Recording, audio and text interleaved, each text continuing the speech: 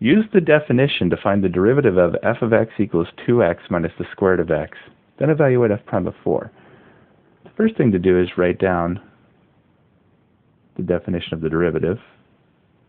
F prime of x equals the limit as h goes to 0 of f of x plus h minus f of x all over h. The next thing to do is to formulate f of x plus h. That means to take f of x, 2x minus the square root of x, and replace each of those x's with an x plus h in parentheses. 2 times x plus h minus the square root of x plus h. And then we have to subtract from that the entire f of x. Be sure to write this in parentheses because we need to subtract every term of f of x. That negative will distribute on each of those terms. We have the 0 over 0 indeterminate form when h goes to 0, and we will continue to have that until we can factor an h out of the numerator to cancel with that h in the denominator. That is always our goal for the definition of the derivative. We don't have the ability to factor an h out of the numerator right now, but what we can do is distribute this 2 in here and this negative in here. And that's what we're going to do next. So f prime of x equals, limit as h goes to 0, distributing the 2x plus 2h, minus the square root of x plus h. The parentheses are not necessary there, so I will remove them. Distributing the negative 2x, and plus root x, all of this divided by h. In the numerator, there's a positive 2x and a negative 2x that can cancel.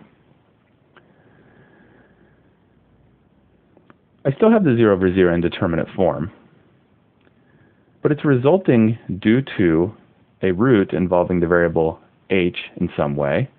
It is h going to 0 here, and that will be that negative root of x plus h, added or subtracted together with at least one other term, which means we have a root combination. The method by which to rework a root combination 0 over 0 indeterminate form is through the root conjugate.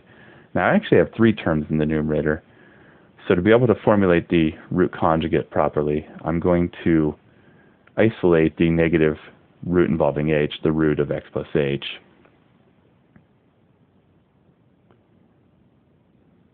So I'll have limit as h goes to 0 of, I'm going to put the 2h and the root x together in an expression so that I can isolate the root involving h in some way, the root of x plus h. That just makes it more apparent what the root conjugate will be. It's going to be that same expression, but opposite sign between. So it'll be a plus root of x plus h. Now we're going to put that root conjugate over itself so that we have a form of 1. Because we're going to go and multiply these. And by having it be a form of 1 equal to 1, it won't change the value, just the look. Our next step is to multiply them. In the numerator, we have root conjugates. We're going to FOIL that out. First, 2h plus root x times a2h plus root x will be a2h plus root x squared. Outside, 2h plus root x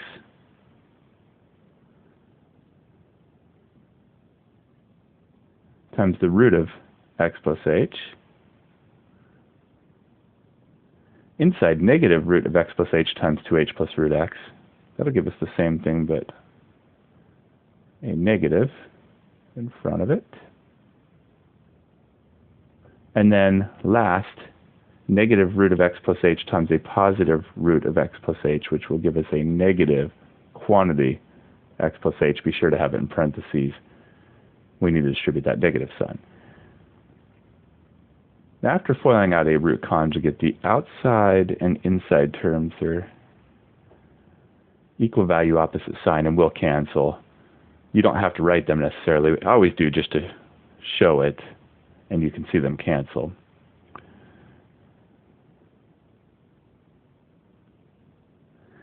Over. In the denominator, those are not root conjugates. We are therefore not going to distribute. We're going to keep them multiplying each other in a factored version.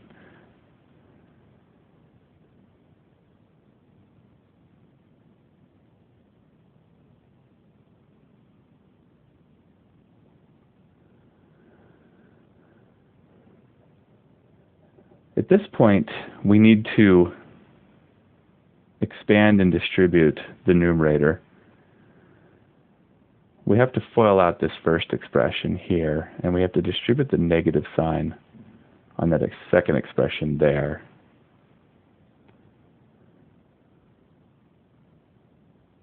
So to FOIL out that first expression, it might be a good idea to write them side by side so it's easier to see what we need to do to FOIL.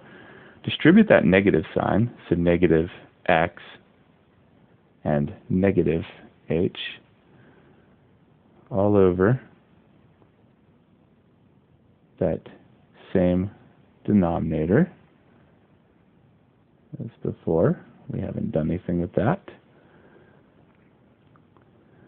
Now we're going to FOIL out that first expression in the numerator. So that'll give us limit as h goes to 0 of, first, 2h times 2h, 4h squared, outside 2h times root x, positive 2h root x, inside root x times 2h, again a positive 2h root x, and then last root x times a root x, the positive x, and then we have minus x and minus h all over that same denominator. We're not doing anything with the denominator because our goal is to get that h in the denominator cancel with an h that factors in the numerator. And for that reason, at this point, any terms that do not have an h should be canceling out. I have a positive x and a negative x. Those are the only terms that do not have an h, and they do cancel out. All remaining terms have an h in them. There are two like terms that I can combine together. I will have a 4h squared plus a 4h root x. Since those were matching, they can combine, and then we have that minus h.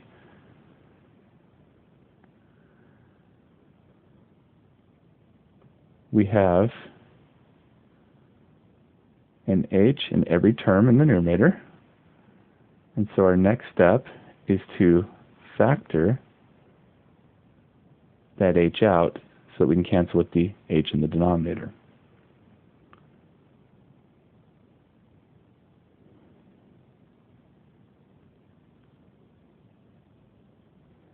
So factoring the h out will leave us with a 4h, a 4 root x, and a minus 1.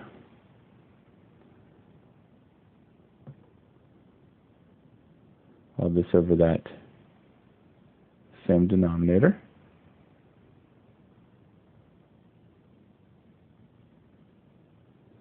The h's can cancel, at which point we have removed the 0 over 0 indeterminate form.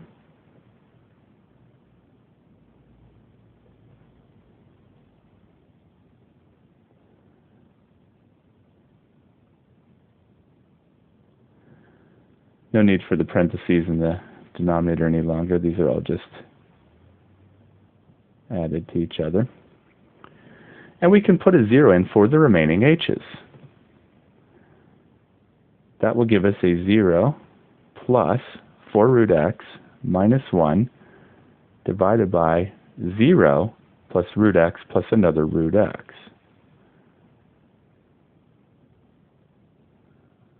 So we have 4 root x minus 1 over what will be 2 root x. We can even separate those over that common denominator of 2 root x, because that first set will cancel out the root x's, and the 4 and the 2 will cancel to be a 2. And this is an optional way to write it. Either one is fine. But there is the derivative function of x. All that's left to do from here is to evaluate f prime of 4. F prime of 4 means to plug a 4 in for each x. So 2 minus 1 over 2 square root of 4. 2 minus 1 over 2 times the square root of 4 is a 2. So 2 minus 1 over 4. We have to multiply the 2 by a 4 over 4 to get a common denominator. That will be 8 over 4 minus 1 over 4. 8 minus 1 is 7 over 4.